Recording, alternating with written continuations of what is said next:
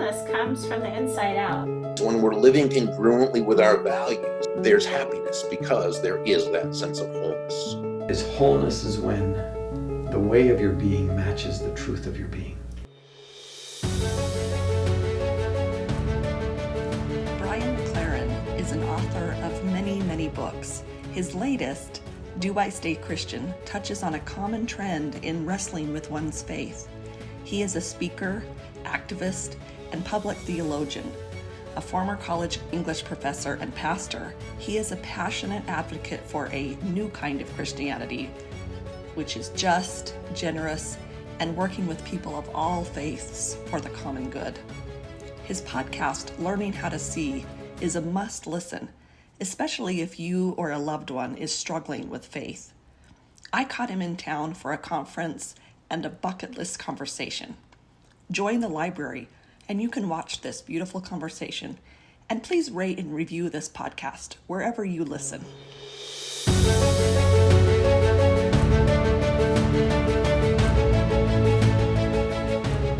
My audience kind of knows that I work with the mental, emotional, physical, and spiritual body. Yes.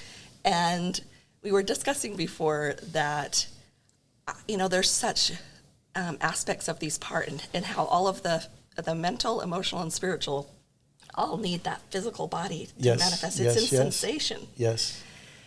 And how much sometimes the opposition that we put against, which is really two halves of a whole. Yes. We make them enemies. Yeah. That's physical and that spiritual part. And yet if we demonize or let go of the spiritual or the physical, we lose access to that spiritual. Yeah. So tell me your experience with that. So I'm really interested that that's something you've sort of come to and been exploring, because it's very similar to my own path. So, I grew up in a, fundamentalist Christian background where Charles Darwin was a really bad guy. And we were not allowed to believe in evolution or anything like that.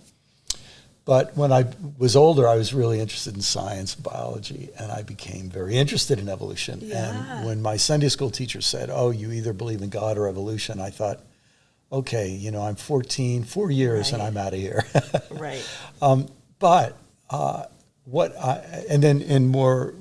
many years later, when I was doing a lot of research in psychology, I realized that one of the ways people are talking about the brain is to talk about the human brain as having three components.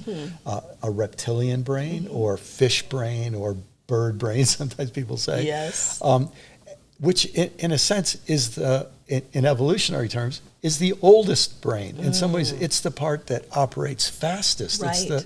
People think of it as the most primitive, but in another way, it's had a lot more time to be perfected, right? Yes. So we have this reptilian brain, we have a mammalian brain, and when you think what happened when mammals developed, well, the mother-child bond becomes important, and the herding bond becomes important, and so then you realize, it sort of makes sense that has to do with the emotional self. Yes. And then the primate brain develops, which in some ways has to do with, we often think of it having to do with rationality, which I think is one of its capacities. Right. Analysis, foresight, hindsight, all of those more intellectual capacities.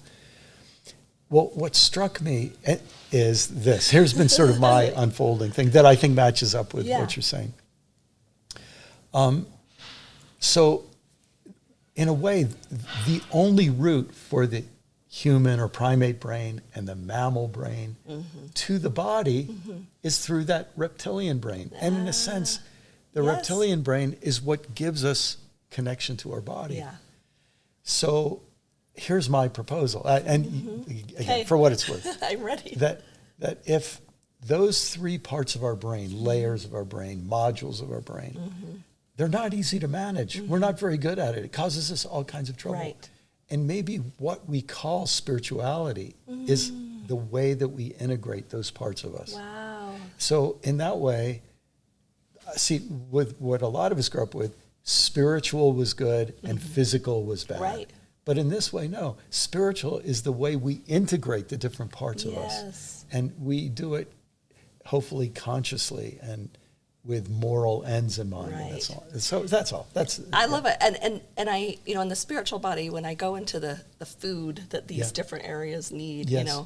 That spiritual body thrives on ceremony and ritual. Yes. Yes. And that's what's so beautiful, because ceremony and ritual isn't about logical and linear. Yeah. That's right. Yeah. And we're losing that a little bit. Yes. We're losing that need. I tell people, even when I went to go see my son graduate from high school, there's a certain song that's played, there's certain clothing that's performed. Yes. I don't know what the significance or symbolism of that is. It's been lost. Yes.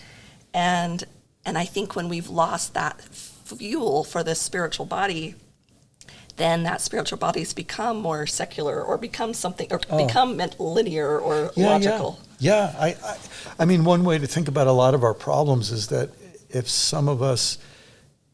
if we don't have any spirituality that helps us consciously manage these different parts of us, then for some of us, the more reptilian parts of ourselves dominate, which might have to do with aggression, territoriality, sex, food. Yeah. Others of us, maybe it's just fear of what other people think of us, that more herd instinct.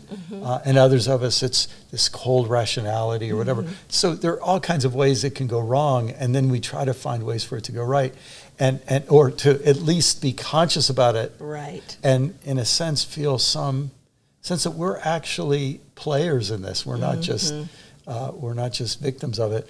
And when you think about rituals and ceremonies that develop, these things develop and they have staying power because they help people in some way. So, for better or worse, maybe. Some of them may be rituals that make us more violent or more passive or more vicious or something. But even so, we realize, in some ways that's the term I use for it. I think about it as desire formation. We're choosing which desires we desire to strengthen, which we desire to redirect, that kind of thing. And I think it's funny that you say that. I love that idea, because that reptilian brain is that quick, and that's where the trauma is. Yeah. And so if we when that those traumatic events happen, then it causes this trauma within us, and then it messes our system. The whole thing gets. Can I give you two examples of that from my own experience? Yes. So on a positive side, I'm a fly fisherman, and I've been doing it a long time. I love it. It requires a lot of coordination. Yeah. And I'm always surprised at how my body knows how to do it. Wow. It's not that I'm thinking, I've got to have this angle and this much. It's a rhythm, and it's a kind of physical intelligence. You watch someone who does ballet or gymnastics or anything that involves physicality. Yeah. And it's not that they're consciously thinking about it. It's that the body learns how to do it. Yes. Faster than conscious thought. Yeah. Right. And but a few years ago, I was asked to speak at a seminary, and 4 people showed up at this just to disrupt it. They didn't like me. They didn't like what I stood for. And so they glared at me the whole time. As soon as we'd open up for questions, they'd ask a really snarky question with just disdain in their voice. It's a 3-day intensive course. I get to the end. I go back to my room. I feel a little itching on my stomach, and I open my shirt. And within 20 minutes, I'd broken out in hives from my head to my toe. And I realized I have not been around snarky, mean-spirited, religious people like that. And my body was saying to me, never put yourself in that situation, or it was saying, this caused me a lot of stress. Right. So, It was a little rude awakening for myself when I realized that those minorities, or those that are, that's their everyday life. Oh my gosh! To realize that everyone probably there are certain things that cause them so much stress, but to be, a person of color in a predominantly white society, or to Yes. be gay in a predominantly straight society, or whatever. Yeah. Yeah. And that would be setting off the most, in a certain sense, we Right. call it the most primitive, but the most highly developed part of our system. Isn't that interesting? Yeah, and yet, and that's where, when we become that we or oneness, that's when we can take that in. I loved your idea of that, of the tree and each layer encircling the next layer. Yes. And it reminds me of in your third season of your podcast. Yeah. And your second, I think it was episode 4. So it was working with talking to Valerie. Valerie Kaur, yes. And we were on a bike ride. I had my little earbuds in listening, and I like cried out loud, like, it was like, because that story is the epitome of wholeness to me. Yeah. Because she, in her darkest moment, the most like a climactic moment in her life, and I want people to go and listen to the podcast, so I don't want to give too much away, but when she meets this woman, and she herself has this most profound experience. Yes. But yet doesn't leave where she was at to take on that experience. Yes. And then the woman that was the organist had this experience with her, didn't leave. Yes. They all brought all of who Yes. they were, all of the wholeness. And I loved how Valerie incorporated that. And never once did I sense in her a question of whether she was going to stay who she was, her sick religion. Yes.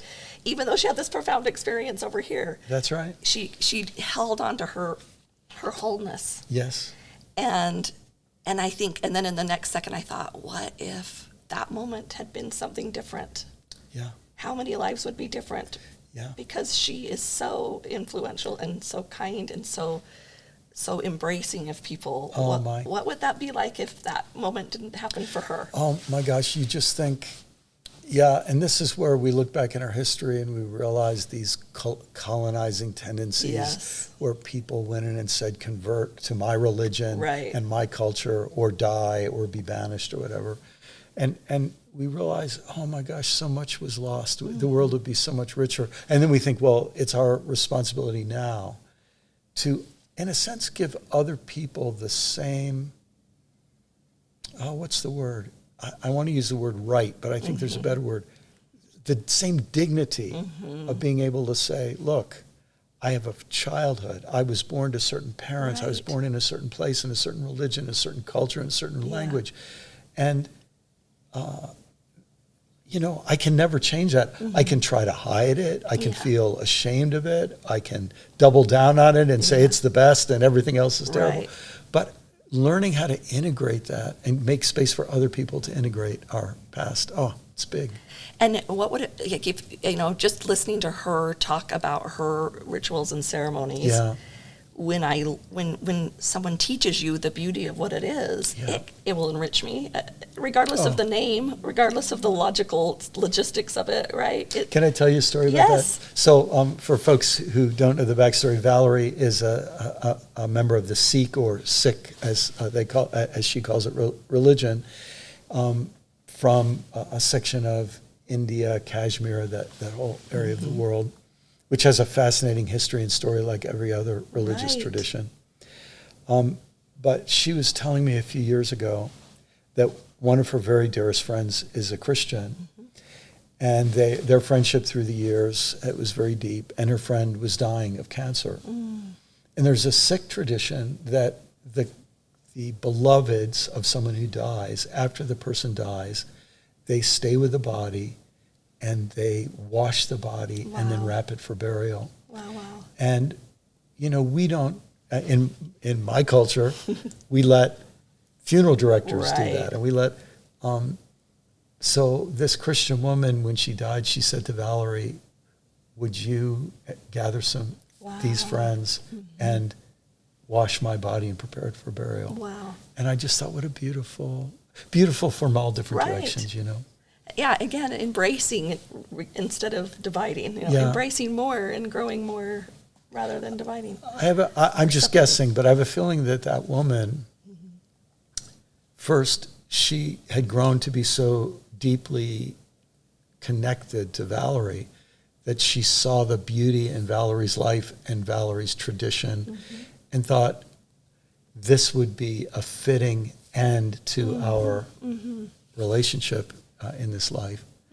But I also think it may be that she would have said, as a Christian, we don't have a ritual that's as good for our departure as my friend does. Right. And she's generous and would be happy to share it with me. So. Right. I love that. I love that. And you work with so many people that are, having that trauma.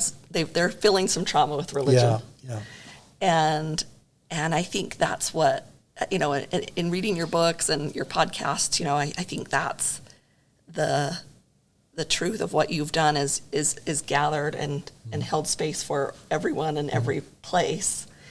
And so how has that been, meeting people and how does it feel inside your own body when you're, at the beginnings of that, what was that like to make that transition? Because it's a progress. I'm sure at first it was in a way almost physically painful because it was different. Maybe? Yeah, sure. Especially, because of the background I was brought up in, we were taught everybody's going to hell who isn't part of our religion. And we were given the intimation that the devil might be working through them and in fact might try to tempt us away from the truth to join their false religion. And so, there's suspicion and almost a feeling if I actually love someone on their own terms of a different tradition, I'm being disloyal to my own. You know what I mean? It's so I had all of that.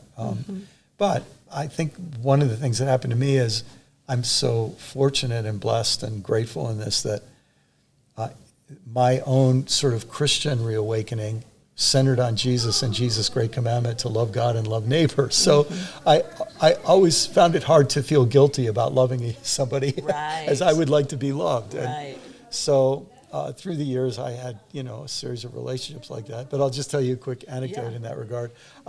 Shortly after, a couple of years after September 11th, 2001, I was invited to be part of a gathering of Christians and Muslims. And there was a special banquet set up.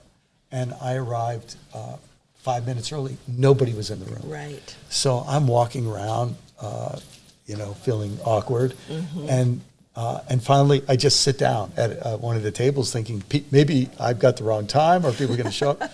And then another guy comes in. And this is horrible to say, but I mean, I guess it's not that. He looked exactly like Osama bin Laden. He looked like an Osama bin Laden lookalike contest. And it turned out he was from Oman, which is where Osama bin Laden, and had the same sort of traditional dress.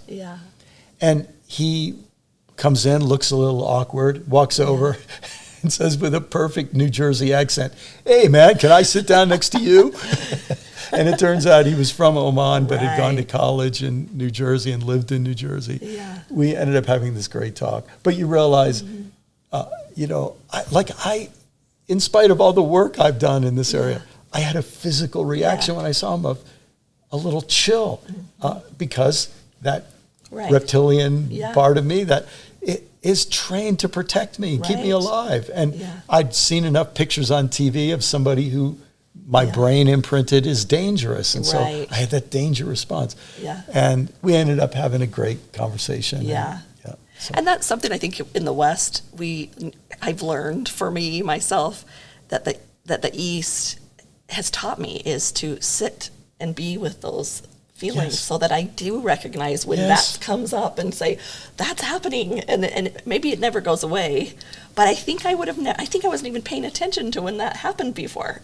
You just went full in. Yeah, what would have happened if I believed that was from God? Right. This is God telling me that person is horrible. Right. And so then, of course, I wouldn't be friendly to them. And guess what? If I'm not friendly to them, I'm not going to think they're friendly to me. Right. And it would reinforce. A whole different. And what was left, what a shame would be that great conversation. Exactly right. And I'll tell you, in that light, you think about like in the Gospels when Jesus, for example, tells the story of the Good Samaritan, there's a crossing of a literal street to make contact with someone who's other and who's seen as dirty. Yes. But that the fact that Jesus would tell a story like that, it feels like it's preparing us to cross those social boundaries. Yeah. Right.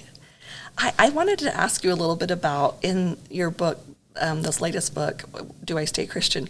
And I think you've talked about it before, but you talk about these periods of times that even Christianity or even religion has gone through, and that we're kind of in its new era. Yeah.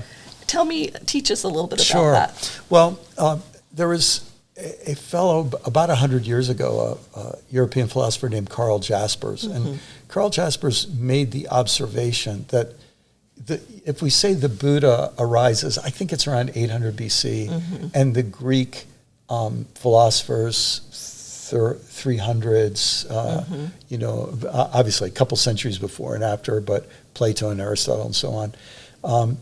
And then you go up to Jesus. So he says there's this period from 800 to about the time of Christ where in the Far East, the Middle East, there is this breakthrough of individual consciousness. And he proposed that before that, everyone was so deeply embedded in their tribe or their clan or their group that, for example, you wouldn't think I could change religions because I'm a member of this tribe. It's who I am. Yeah. And this is our religion. We worship this God or these 5 gods or whatever, and they don't. And so there's this feeling that the individual didn't even have permission to imagine separating from the group. And in a sense, you go back to the story of the Buddha is brought up in a rich, princely family where the assumption is that there's reasons why he has those privileges, and those other people, there are reasons why they're poor and sick. And he makes an individual difference. And he says, I'm not going to stay in that group. I'm going to leave. And among the Jews, Abraham leaves his fatherland. And and the Greek philosophers are doing individual thinking and differing with each other and having schools of philosophy. And he calls this the first axial age.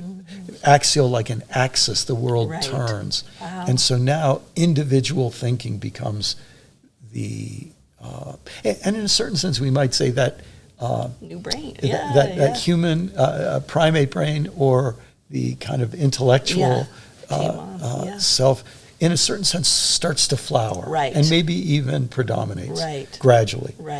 And then in the 20th century, Jasper said, I think that story has run its course, because now we're having to figure out, okay, we can all be individuals.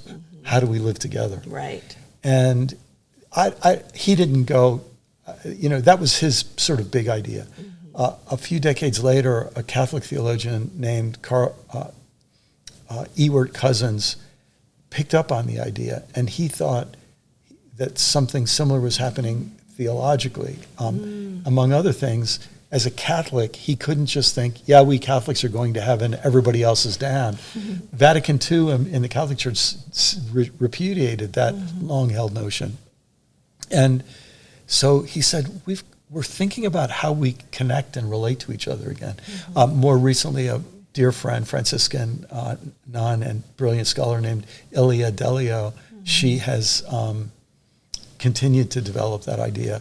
And really the idea of ecology, in a certain sense, says not only do we have to take other people seriously, but gosh, we have to take our connection to the earth and our capacity to destroy the earth. So some people are calling this a second axial age, but another big shift in human consciousness or culture or values. And I mean, I felt it in my life. I wasn't one to, I just was happy in my little circle, my little box, and then I've worked with many people where you realize when the box was nice, I could lean on it every once in a while. I had somewhere to go. When that box breaks apart, it feels like you're falling through this. It feels like you're falling but I say, really, you're just floating. You're just, and it takes a minute, and it takes a lot of effort to pay attention to those sensations, what's really telling me, and getting familiar with, because fear can be fear get away, or it can be fear of unknown and move forward, and to get very fine-tuned on those sensations. Yes, that's right. Are very important, because totally different. And before, I was not fine-tuned. It was very easily black and white. It's funny, as you say that, what comes to mind is you imagine how your body knows if you're, I live in Southwest Florida, and I once came upon a Florida panther, which is not really dangerous. There's, I don't think, ever been an attack of a panther on a person, of a Florida panther on a person. Obviously in California and so on, it's different. But what was interesting is my body, all the hairs on the back of my neck, of course I don't have any on my head, but all, they all rise. And before I could think about it, I was walking down this path, there's a panther. I turned around and started walking the other way, like it was just, my body knew that's a danger, get yourself away, that's predator, you're prey. But there's a totally different feeling that I'm sure all felt when we're in a room and we smell smoke, or you just feel, I'm not getting enough oxygen in here. And it's very subtle, and you keep trying to ignore it, but eventually you say, I got to do something about that. And part of, the way we stay alive is by listening to our body. And it's that set of physical reactions, as you say, that are telling us there's the danger. Message. The message. So a lot of people when they are lost in that break from religion or whatever, kind of move, and they'll say, I'm spiritual, not religious. And some of them even come into the metaphysical side of things. Why do you think that's so? Well, I think, for a lot of people, two things happen in institutional religion, whatever the religion. One is that a set of dogmas and practices are identified at some point, 1800s, 1600s, 1200s, or farther back. And those rituals, practices, taboos, rules are carried on, but nobody really understands why. Like almost always in their original context, there was a reason for it, or there was a meaning to it to make us different from those people over there or something. Right. And hundreds of years pass, and you just think, this makes no sense. What was that again? And so that's part of it. And then I think also part of it is that in every institution, this isn't just religion, this is politics and business and everything else. The employees of the company can care way more about themselves and their security than and the future of the organization than they do about the mission of the organization and the well-being of the customers or clients or employees or whatever else. So this sense that when institutions only care about their own wealth, power, prestige. So, a classic example is the pedophilia scandals where churches act to protect their own clergy more than children. So I think you put those two things together and people just say, I really can't trust any institutions. I think in the long run, they'll find out that anything that lasts longer than a generation needs an institution. But I also think that, and I think for many people, they have to leave the institution because it's abusive and there's no room for them to breathe. But I think eventually people sort out that it's not institutions that are bad, it's institutionalism that's bad. So. I think in that conversation you have, you say there's this kind of how do we hold it together? How do we hold it together? And that's where I love your, and I have my own stages, like your own development, and for me, I love your 4 stages. I want to talk about that. I myself, it's not really my own, but I took Fowler's Faith. However, right in the middle, I added a heartache. Oh, that's, and I yes. call it a heartache. Yes. Because sometimes it comes from within an institution. Sometimes it's Yes. health. Yes. Usually at this point in evolution of our species, usually it takes some heartache. Yes. And I hope that's not always the case, but that Yeah. just seems to be the catapult Yeah. for people to move into a more mature Yeah. faith.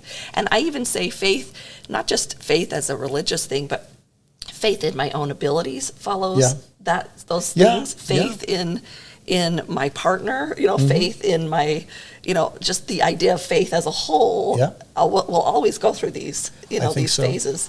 But I liked your simplified phases. And so tell us a little bit about those. Sure. So first, I'm a big fan of Fowler, as you know, and so I had been reading in intellectual and personal and faith development in a lot of different fields for a long time, and I wanted to figure out a way to try to get it as simple as I could, but having enough nuance. So I have 4 stages: simplicity, complexity, perplexity, harmony. And I'll just tell you, you may have found this already, but there are some other people who, in working with Fowler's work, the term they use instead of heartache is they talk about hitting the wall. So it's funny how a lot of people are saying it's very often there's some sort of crisis or series of crises that make a break with early stages and make moving forward into something new necessary. But the big idea, to simplify it, to present it very briefly, simplicity is dualism. We learn to sort the world into us, them, good, bad, right, wrong, safe, dangerous, poison, edible, that sort of thing. Familiar, weird, like, dislike, which is necessary for our survival. But a lot of people stay there their whole lives. They, in a certain sense, reach that at age 8 or 10, and they spend the rest of their lives liking and disliking and hating and loving and judging and accepting and all the rest. Which I guess maybe they never have any pain that drives them out of that or experience that does.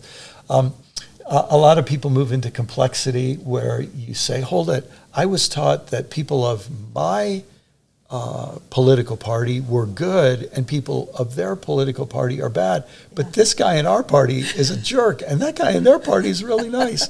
And so suddenly the world is complexified. And some of the complexity is learning how to explain those things away and then how to make allowances and exceptions. The way I say it is we all get this dualistic contract and then we start adding fine print.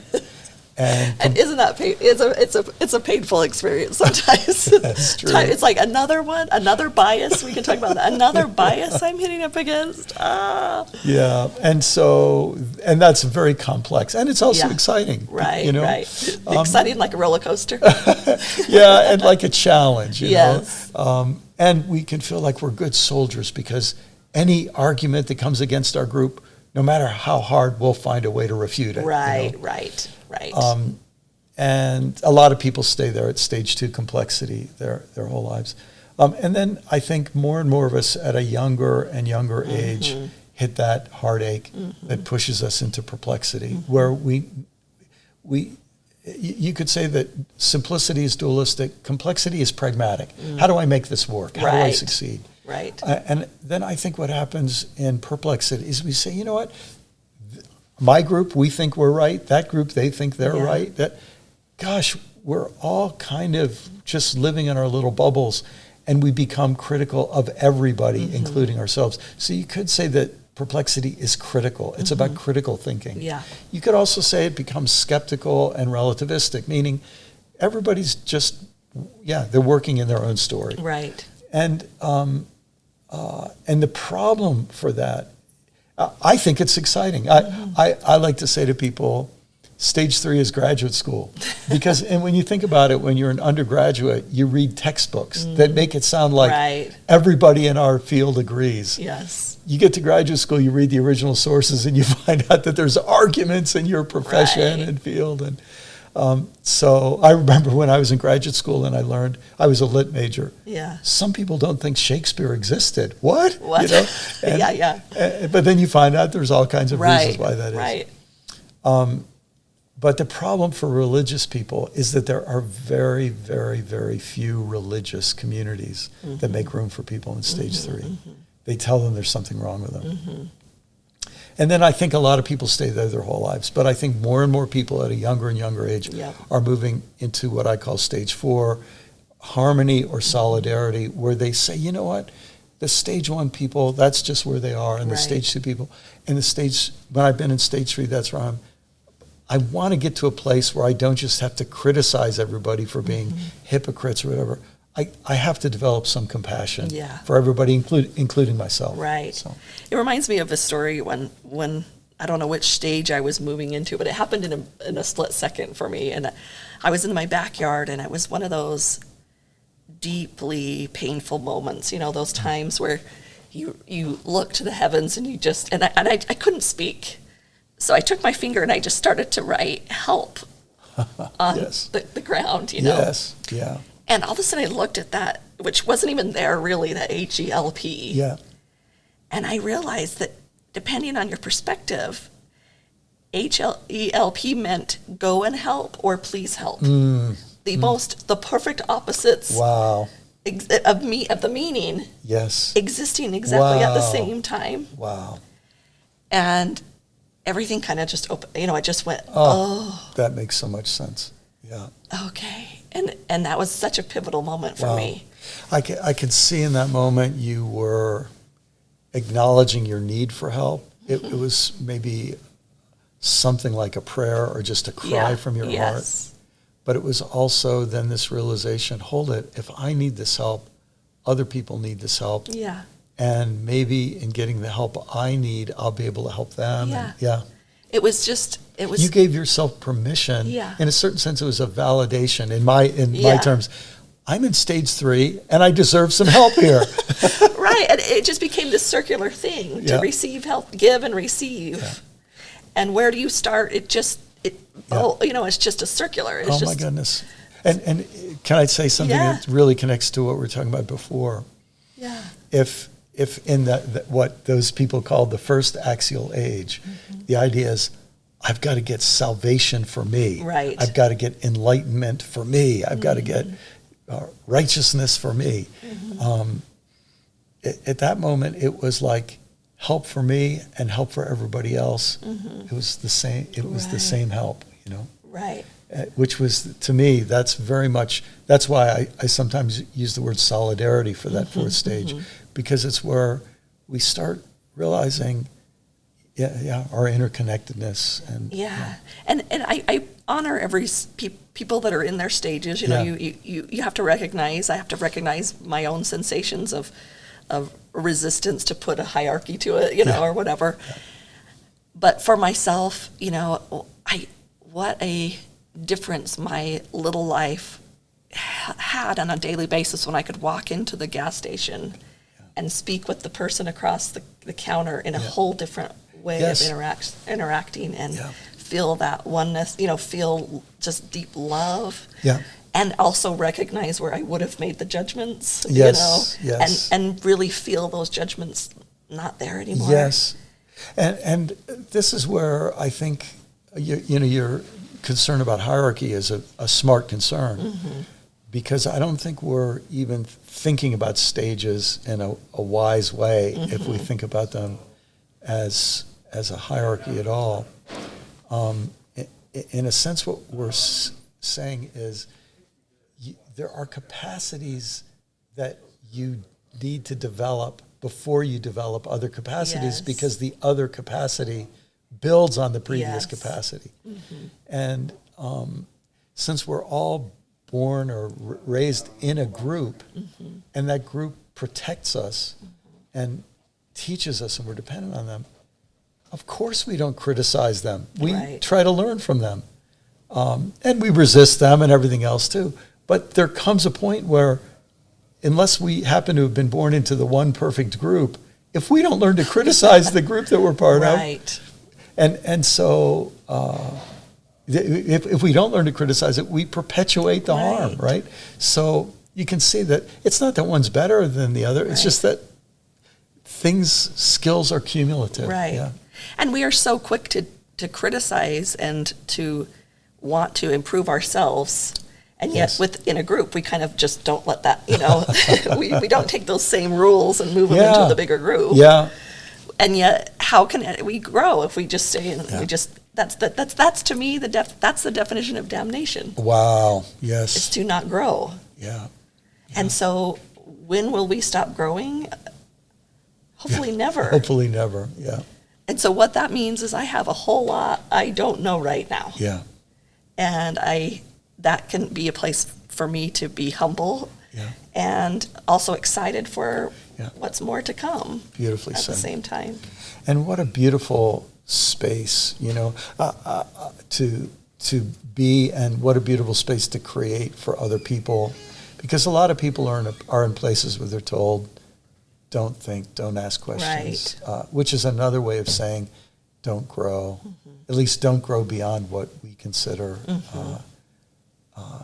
acceptable. It raises a question that I don't know the answer to about stages that relates to the heartache you were bringing up. What would happen if we had parents who, in these terms I'm using, Yeah. were in stage 4, Right. and they saw it their job to help me learn to get as close to Yes. where they are as possible? Yes. It would be very different than if you had parents who were in stage 1 and were nervous about you going any farther. And this might be one of those things we just don't know. If that happens, it may be that people won't talk about stages anymore. Right. But that's the key. I mean, for me, I'm hoping for 2 and 3 generations Yeah. down the road. To be in a different place. To be in a different place. Yeah. And hopefully that will happen. I can't remember who it was. I was just reading a quote from some author who said, if you climb the ladder of my works and get to the mountain where you want to be, kick away the ladder. You don't need it anymore. And I thought, what a Wow. great way to Right, say right, it. right. My goal is to help you get where you need to be. Right. Right. Once you get there, you don't need the ladder. Right. And when you're there. Yeah. You get to choose and make that decision and feel it within yourself, that peace. So we always ask our guests to talk a little bit about what does wholeness mean to you? There's a little kind of meditative practice that I in my work with the Center for Action and Contemplation, we use sometimes at the beginning of a session or a conference or something, and we say, all of you are welcome here, and all of you is welcome here. And so the first is obviously addressed to a large group of people, but then to say to each person, the parts of you that are afraid are welcome. The parts of you that are critical are welcome. The parts of you that are exhausted are welcome. All these different parts of you are welcome. And the parts of you that are unresolved. And you don't have to be somewhere you aren't, And that wholeness, to me, it is when we're in it doesn't mean I'm happy about everything, Right. but it means I'm not having to cover up anything or hate something about myself. I mean, I could say I want this to change, but in a certain way, when I say I want that to change, it's because I love myself and don't want myself to be harmed by something, that some unhelpful pattern or whatever. Yeah. So that's what all of me is welcome. That is some part of wholeness for me. I love that. It reminds me of the best sentence ever created that for myself is, I am. That's it. Yes. That's what it reminds me when you say that. And, Yes. And it feels like a lot like an unconditional love. Yeah. For others and for the self. Yeah. And to let both of those happen and exist at the same time. Yeah. And That's amazing. Well, I appreciate you taking your time today. What a pleasure to meet you and know of your good work and to be in this conversation. Thank you. Thank you. We invite you to thewholenessnetwork.com, where you'll find the Wholeness Library. Inside, you'll find tutorials, downloads, mini classes, and all sorts of streaming content for you on your wholeness journey.